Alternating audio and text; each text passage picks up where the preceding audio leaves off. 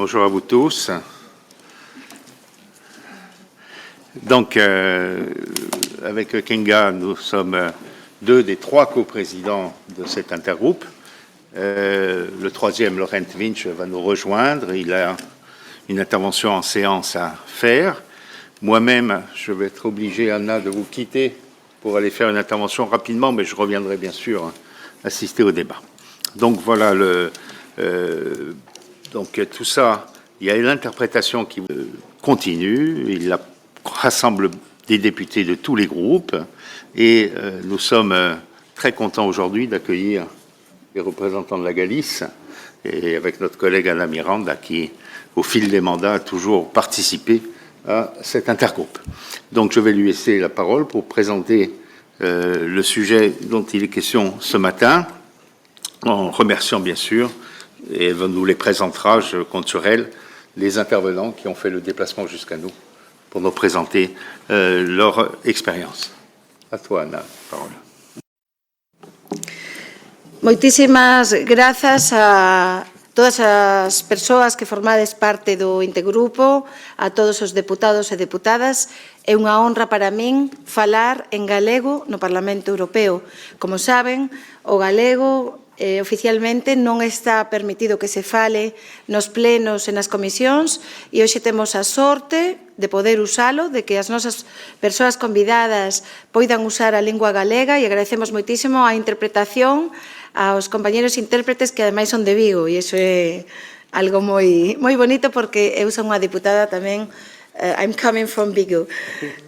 Queremos agradecer aos copresidentes por esta audición do Intergrupo de Minorías Tradicionais, de Comunidades Nacionais e de Linguas, por darnos a posibilidade de poñer o foco sobre unha cuestión que nos preocupa moito no país, que é o sector audiovisual.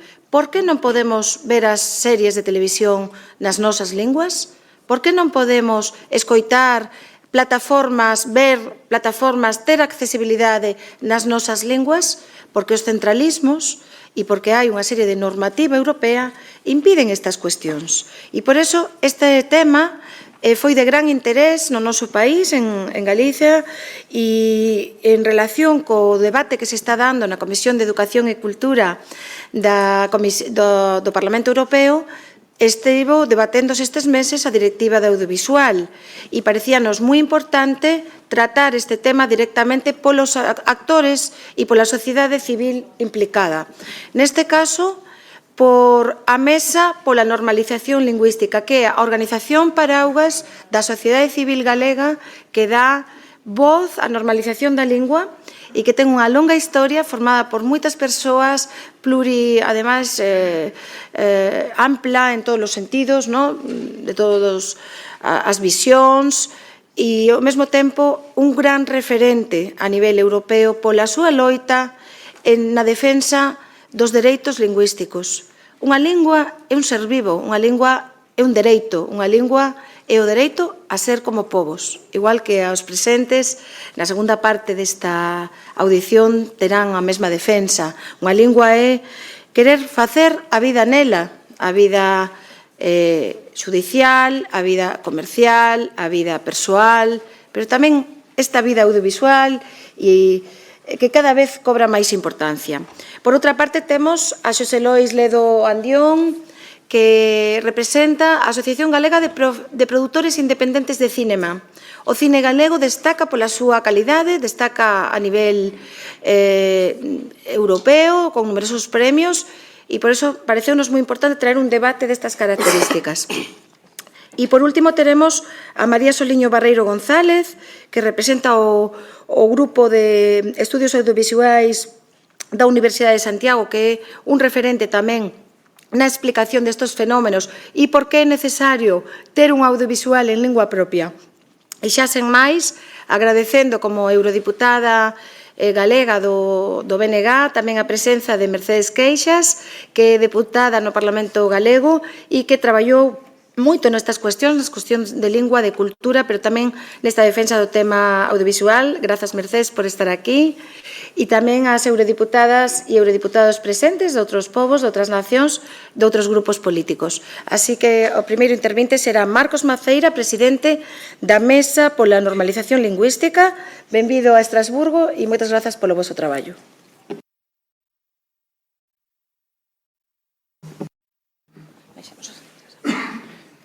En primeiro lugar, agradecer a Ana e a François a presentación e a posibilidade de explicarmos aquí unha loita que estamos a levar na Galiza e que xa ten unha importante repercusión social. E, en segundo lugar, agradecer a todos e todas vos a vosa presenza aquí, que tamén dá un xeito de mostra o interese que todos os povos de Europa temos na posibilidade de sermos nos mesmos e na crenza de que ten que ser posible vivir plenamente nas nosas respectivas linguas. Para introducir un pouco a cuestión, o primeiro que teríamos que comentar é que a lingua galega actualmente é falada por máis da metade da poboación galega de xeito habitual, aínda que nun claro proceso de declive e de retroceso con respecto ao español. Se imos aos dados sociolingüísticos de comezos de século, esta cantidad de galegofalantes habituais era máis do 70% da poboación. Por tanto, é indicativo deste forte retroceso que ten, evidentemente, motivacións de diferente tipo. A principal é a exclusión do galego de prácticamente todos os espazos da vida social. Fronte a isto, hai unha enorme cantidad de pais, incrementándose de pais e nais, que insisten en falar en galego cos seus fillos e fillas. É un dos poucos datos positivos que hai arredor da lingua. Indica tamén que, a pesar de todo, somos un pobo que resiste e que é capaz, aínda, a pesar de todas as adversidades, de manter viva a súa lingua. E, ademais, tamén se incrementa o número de persoas que tamén, malia todas as dificultades, escreven todos os días en galego, ou tentan facelo, porque hai impedimentos de diferente tipo, administrativo, etc., que o judicial mesmo, o Poder Judicial é un dos poderes públicos máis analfabetos en galego e probablemente no resto de linguas que existen no Estado español. Mais ainda así hai un 16% incrementándose de persoas que escriben todos os días en galego. No ámbito do ensino, o galego é unha lingua que está prohibida por decreto en materias como, está prohibido o seu uso, a impartición de materias como matemáticas, física e química ou tecnoloxía. Iso xa nos dá tamén unha idea de cal é o ambiente no que vivimos. No ámbito televisivo, nas canles habituais da TDT, a presenza do galego limítase a un 4% de todo canto poden ver os nenos e nenas na televisión, da programación infantil e juvenil. E isto está garantido só pola programación da televisión pública galega. En todo caso, é un 4% desa pantalla da televisión digital terrestre. Respecto á televisión pública estatal, televisión española, só emite 29 minutos ao día en galego fronte ás máis de 120 horas que emiten o conxunto de canles públicas estatais. Das 5 canles que ten, só unha, a primeira, emite en galego, son exactamente 29 minutos ao día. E máis, a aplicación de televisión española non ten nin un só segundo en lingua galega.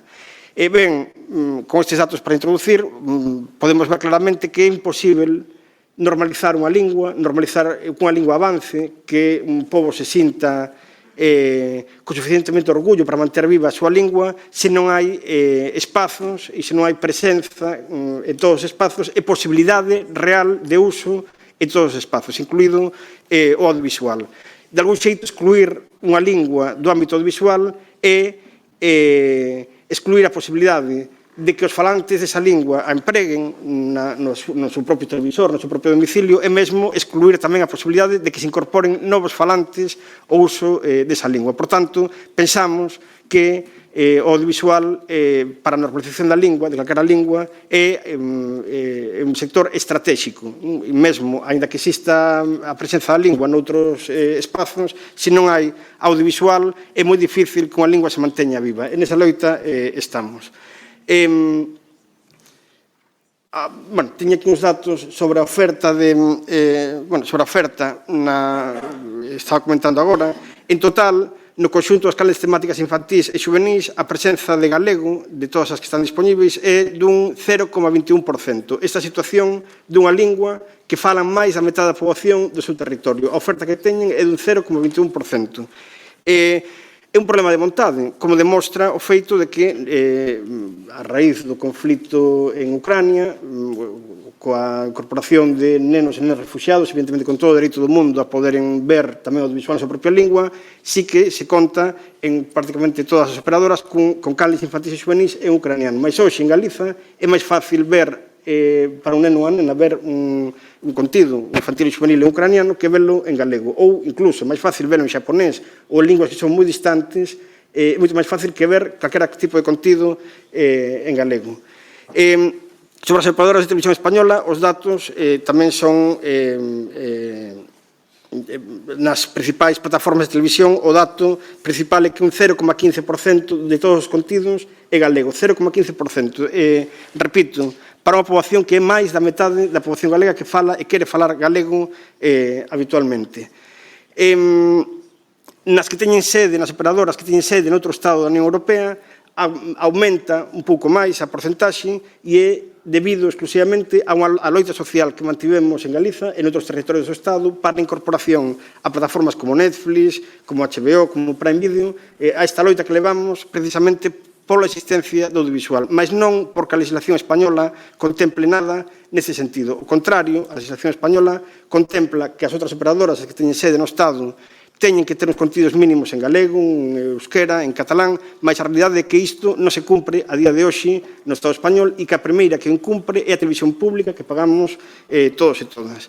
Nos con isto, na mesa pola normalización lingüística, perdón, é o anterior, fixemos unha campaña importante, reunimos máis de 33.000 sinaturas seladas e certificadas pola Xunta Electoral, foi o que chamamos Iniciativa Xabarín, lembrando un personaxe televisivo moi coñecido en Galiza, que colocou o galego precisamente nesta programación infantil e juvenil, e esas 33.000 sinaturas foron recollidas, ademais, en plena pandemia, con importantes problemas e restriccións de mobilidade que limitaban moito o acceso ás persoas, precisamente. Aínda así, a campaña foi un absoluto éxito e convencemos a todas as forzas políticas galegas desta necesidade de contar con audiovisual en galego. E, concretamente, pedíamos unha canle infantil e juvenil dentro da plataforma digital da televisión galega, pedíamos igualdade pro galego na dobraxe, unha tradición no Estado español que vén do franquismo, que foi obrigatoria, foi obrigada no franquismo. Pedíamos igualdade de tratamento legislativo tamén nas audiodescripcións, nas cotas de emisión e no financiamento anticipado dentro do que era a lei audiovisual. Pedíamos, ademais, contidos en galego en televisión española, cando menos na canle pública infantil e juvenil, na canle temática infantil e juvenil, porque como cidadáns que non queremos ser cidadáns de segunda, sino cidadáns ao mesmo nivel que calquera outro, queremos tamén contidos na televisión pública, estatal, na nosa lingua.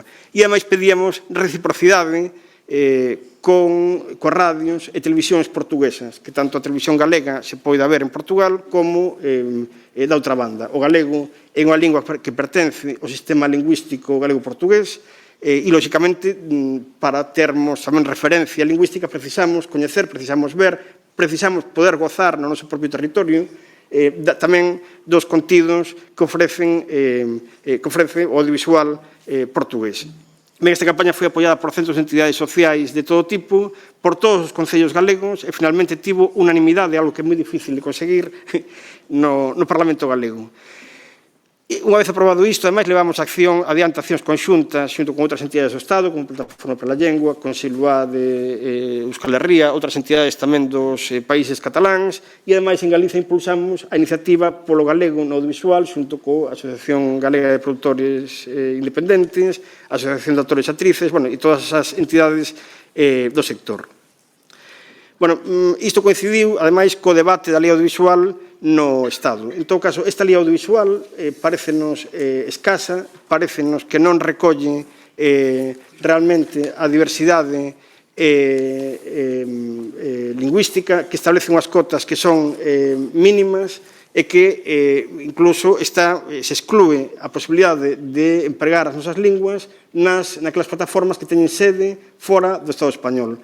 Nós entendemos que isto incumpre con moita claridade a propia Directiva Europea da que a legislación estatal é unha transposición e que non se garante un mínimo de pluralidade lingüística. Nós o que queremos é vivir nunha sociedade plenamente democrática e entendemos que unha sociedade plenamente democrática é aquela que tamén recolle toda a diversidade, incluída a lingüística. Por falarmos galego, por queremos vivir en galego, non podemos ser nin máis e, por suposto, non podemos ser menos que ninguén. Temos que ter dereito a vivir na nosa propia lingua, no noso propio territorio. E isto, como dicía, non garante a lei audiovisual española. Vulnera, ademais, entendemos, a Carta Europea das Linguas Regionais e Minorizadas, que está ratificada polo Estado español desde o ano 2001. Nos, a respecto disto, presentamos unha serie de emendas precisamente a este informe sobre a aplicación da Directiva do Audiovisual, casi a última.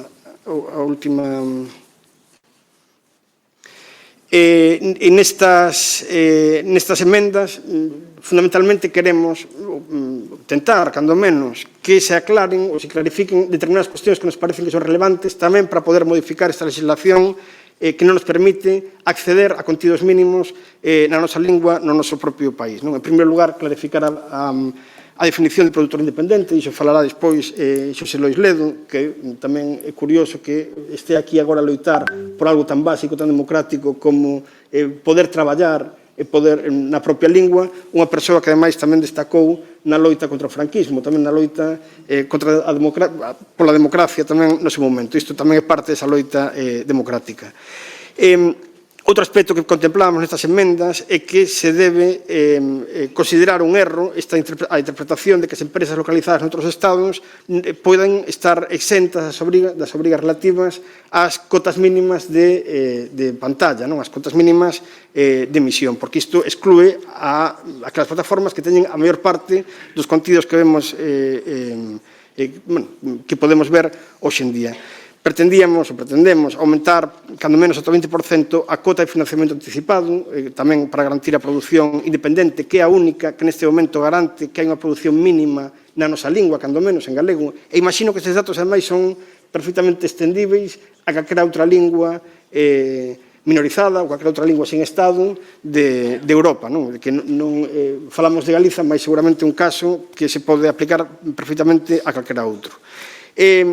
Instamos a facilitar a accesibilidade, tanto na dobraxe como na lexendaxe, as audiodescripcións ou outro tipo de cuestións que favorezan o acceso a estes contidos en todas as linguas cooficiais ou naquelas que están amparadas pola Carta Europea de Linguas Regionais e Minorizadas no territorio onde se fornece o servizo audiovisuais.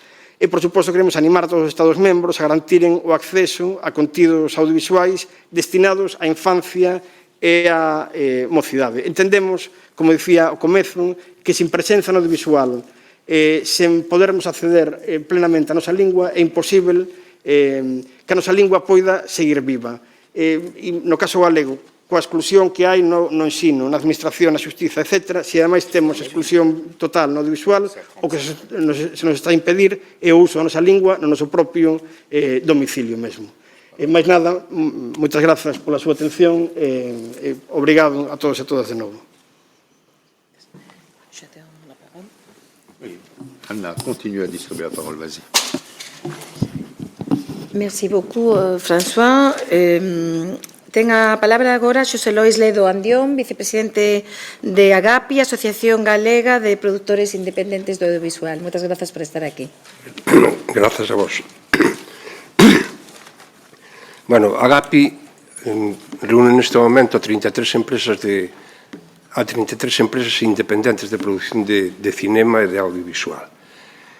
Nós imos facer un recorrido por como foi a lei, porque pensamos que é unha lei, vou deixar calificado como mala para o sector e mala para o INTE, para o que ten que ver esos medios. Vou comenzar dicindo que a Directiva 2018-10 1808 de 14 de novembro é consecuencia da Convención sobre Protección e Promoción da Diversidade das Expresións Culturais adoptada pola UNESCO 20 de outubro de 2005, que pon de relevo a desprotección das expresións culturais minorizadas nun mundo globalizado e rexido por parámetros económicos. A Lei Europea do Audiovisual de 2018 daba un prazo de 21 meses para transpoñela aos diferentes Estados da Unión Europea. No caso do Estado español, xa se comezou co incumprimento de dito prazo coa primeira publicación do borrador do anteproxecto de Lei de Comunicación Audiovisual o 6 de novembro de 2020, 24 meses despois da publicación da Directiva da Unión Europea, no que se contemplaba a posibilidade de achegar alegacións ata o 3 de decembro de 2020. Nese prazo, as asociacións e federacións de todo o Estado español de produtoras independentes presentamos un documento conxunto con propostas que non foron atendidas. Como tampouco foron atendidas as alegacións presentadas nun novo prazo aberto o 30 de xuño de 2021 e o resultado é unha lei de comunicación audiovisual con graves consecuencias para a produción independente. A primeira das consecuencias é a propia definición de produtor independente, que en contra do solicitado polas federacións e asociacións aprobouse coa seguinte definición. Produtor independente é persoa física ou xurídica que produce contidos audiovisuais por iniciativa propia ou por encargo e a cambio de contraprestación ponos a disposición dun proveedor de servizo de comunicación audiovisual co que non está vinculado de forma estable nunha estrategia empresarial común. Presúmese que está vinculado de forma estable cando son parte do mesmo grupo de sociedades ou cando existen acordos estables de exclusividade que limitan a autonomía das partes para contratar con terceiros. Esta é a definición que saliu na lei. Nesa definición, ábrese a porta para que empresas vinculadas a un proveedor de servicios de comunicación audiovisual poidan realizalas para outra canle a que non está vinculada e dese xeito asistiremos á consagración do duopolio empresarial dentro do Estado español existente dentro do Estado español. É unha forma de dinamitar a produción realmente independente, que é garante, a produción independente é garante da dinamización de contidos minorizados e facedora do audiovisual da diversidade cultural, territorial e lingüística. Ao limitarse a obriga de non estar vinculadas ao respeto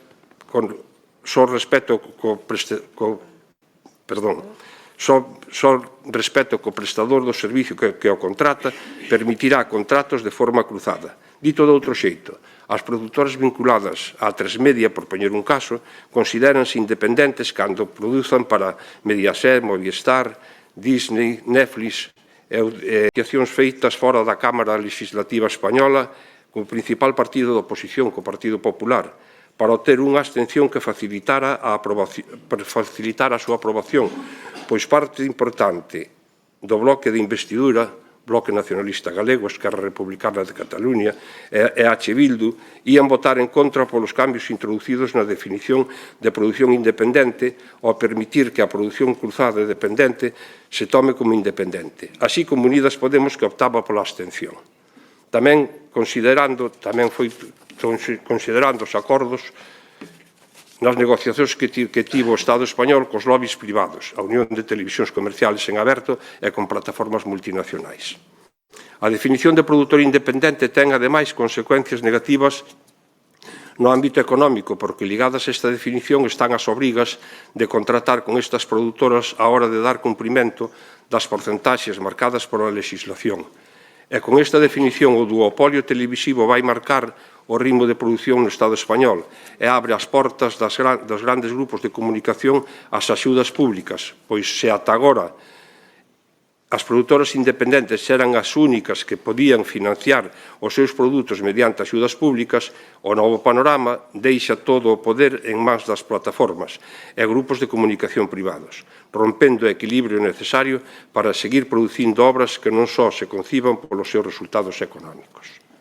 Se a lei europea pon en valor a protección da diversidade, desta diversidade garante a produción independente, desa independencia pasa a ser, se esa independencia pasa a ser dependencia cruzada, estaremos diante dun modelo de servizo por encargo no que os produtores só terán un papel pasivo e pagado ao trocar o seu produto polo seu servizo, desaparecendo a produción independente e a diversidade lingüística e cultural.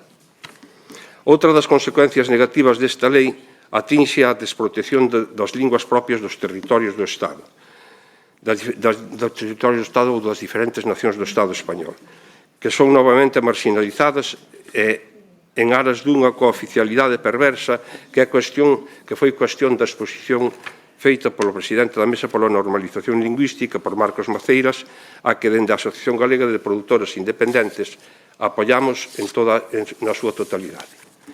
Moitas grazas.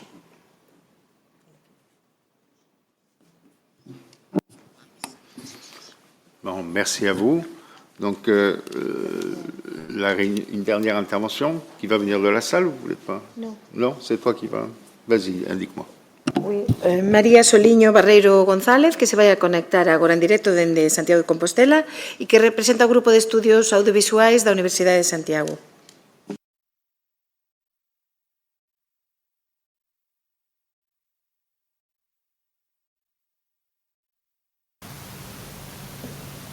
Hola, bo día. Non escoito de volta se me estades a escoitar, se me vedes. Bo día. Hola.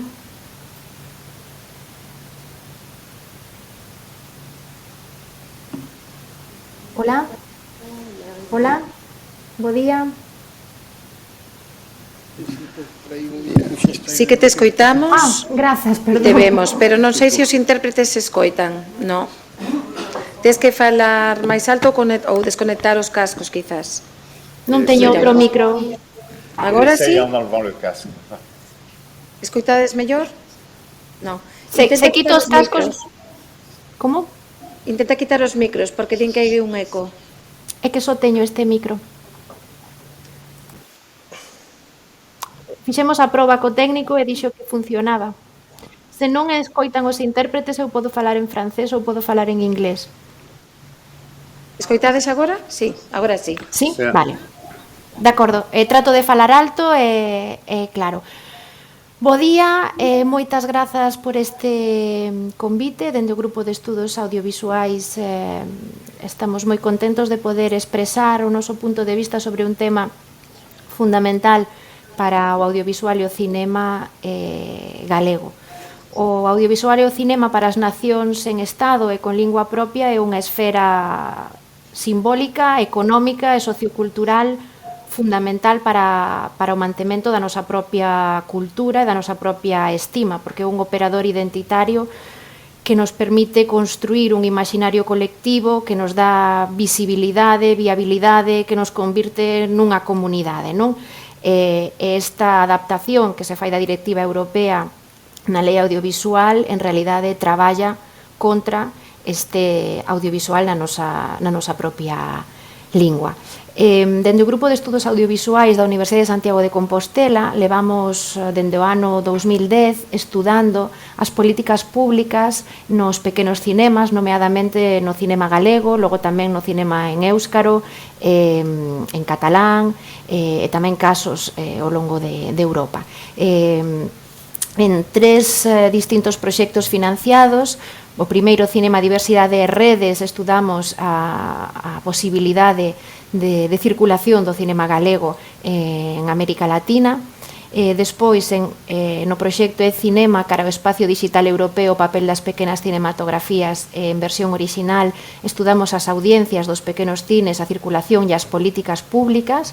E, finalmente, no derradeiro proxecto que ata o momento fixemos, E-Cinema cara ao espacio digital europeo, o papel das cinematografías pequenas en versión orixinal, o que estudamos foi o papel do subtitulado para favorecer a circulación dos nosos cines nas nosas linguas e tamén favorecer a diversidade lingüística. Con estes estudos que fixemos, o noso obxectivo era non só analizar a situación e o estado do noso audiovisual e do noso cinema, senón tamén facer unha serie de recomendacións para que mellorara a circulación, a produción e a súa visibilidade, non?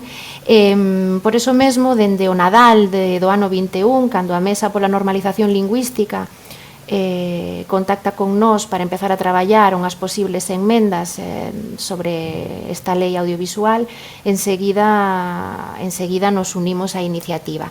Foron reunións con subtituladores, traductores, directores, productores, guionistas, todo tipo de traballadores e colectivos do audiovisual galego, xunto coa Mesa e tamén con esta pola académica que somos nós, é dicir, todo o sector dende o traballo e a análise e a defensa da lingua estivemos, non?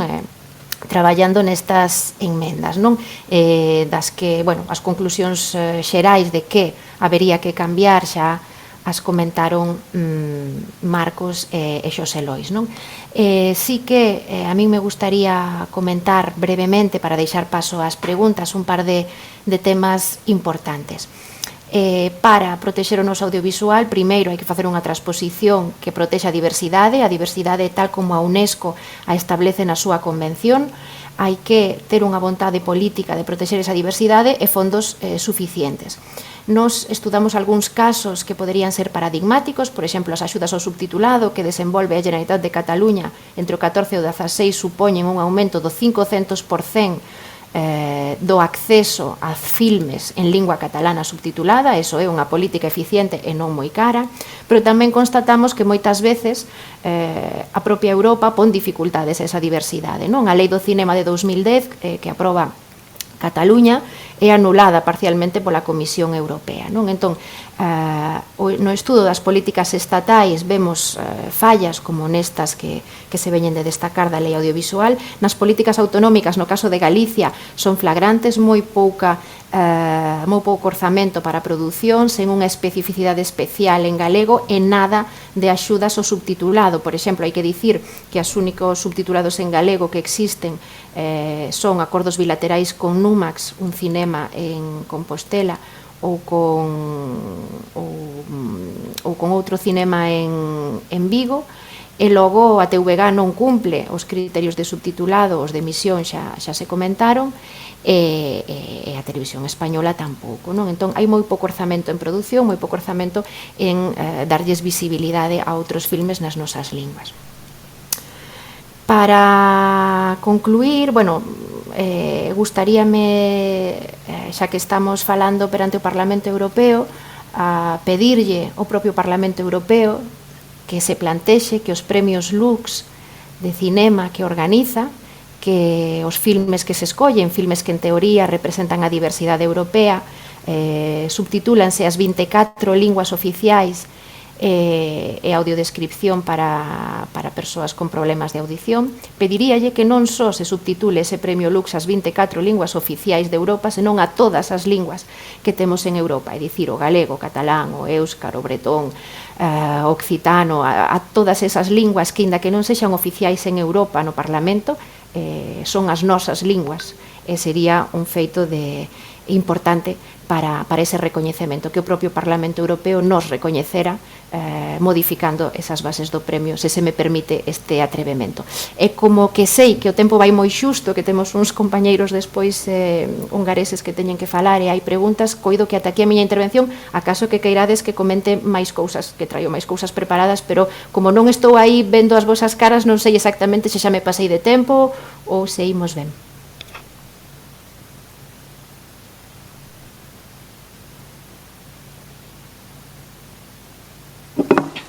Thank you, colleagues. Thank you for your very interesting and informative interventions you had.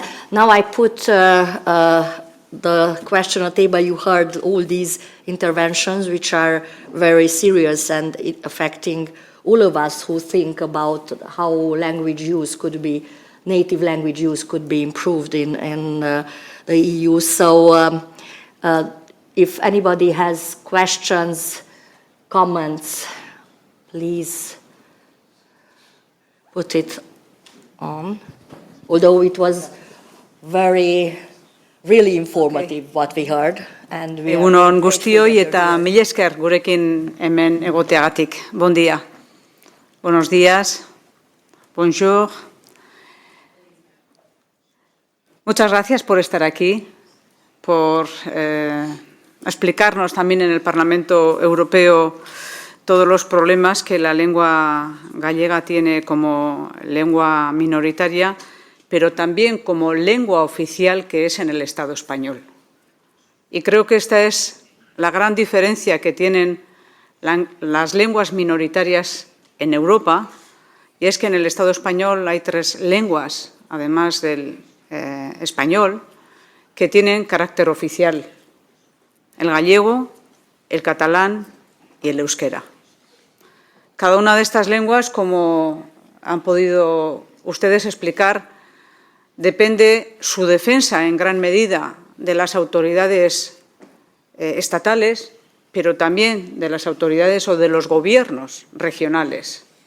Y en este sentido no me queda más que, por supuesto, apoyar la necesidad de que el Gobierno gallego defienda más el euskera en los ámbitos universitarios, en los ámbitos de los medios de comunicación, en los programas juveniles e infantiles y, sobre todo, en los medios audiovisuales y en la elaboración de las películas, porque lo que hemos podido comprobar también con el euskera es que una buena historia con ayuda para su producción, bueno, pues es una historia, que es lo que la gente quiere ver, sea el idioma que sea.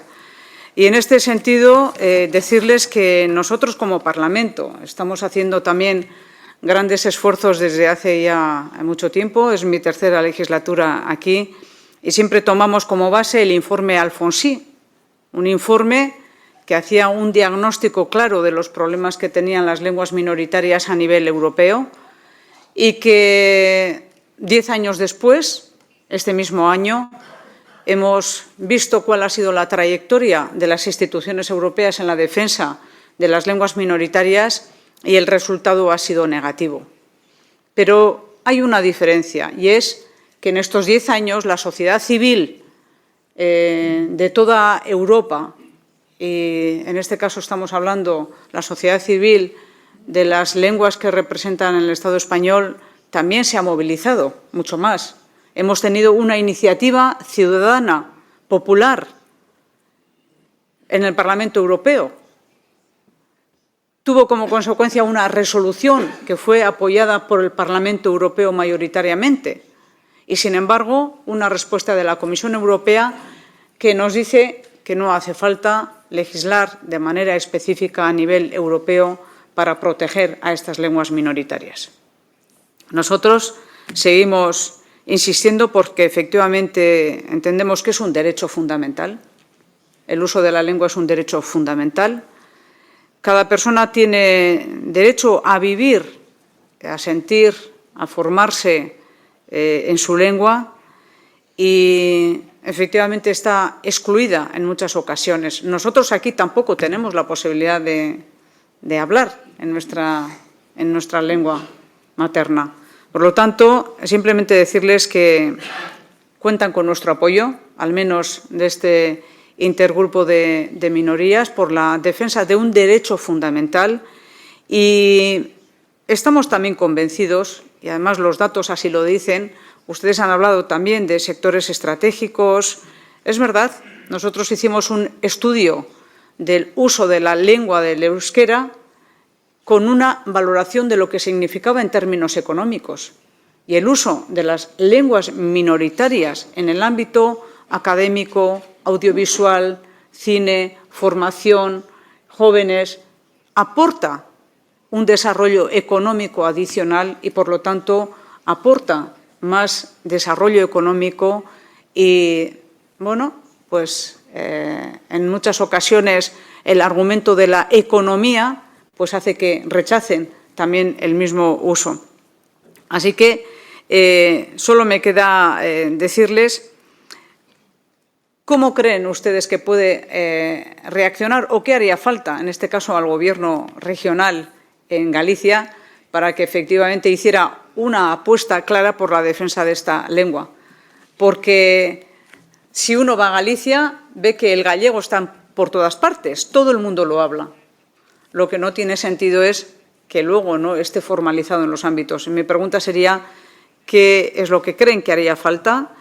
Y respecto de la ley audiovisual, bueno, pues fue controvertida y yo voy a decir aquí con claridad, nuestro partido político, el Partido Nacionalista Vasco en el Congreso, presentó una enmienda a la totalidad al primer borrador y luego llegamos a un acuerdo porque entendíamos que del inicio del proyecto había tres cosas que se protegían. Primero, nuestro autogobierno, el respeto de nuestras competencias como región. En segundo lugar, la autonomía de nuestra radio-televisión vasca. El País Vasco tiene una radio-televisión vasca y conseguimos al menos que se protegiera. Y garantizar la presencia del euskera en ese nuevo marco audiovisual, al igual que el otro. Podemos estar o no de acuerdo que no es la ley ideal, pero digo esto solamente para explicarles cómo empezamos, con qué proyecto tan desastroso de una ley audiovisual y que al final, al menos, algo se pudo conseguir. Y en este sentido, respecto de la ley audiovisual, estoy de acuerdo que hay que transponer las directivas.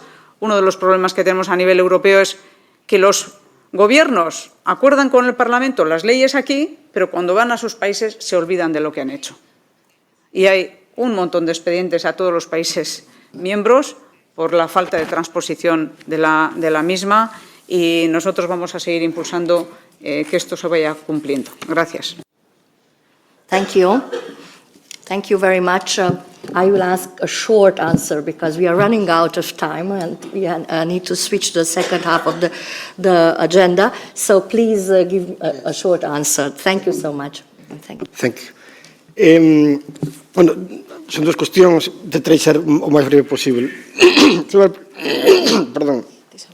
Sobre a primeira cuestión, o Comité de Ministros do Consello de Europa, en varias ocasións, dixo o goberno galego que tiña que eliminar as restriccións ao uso do galego no ensino.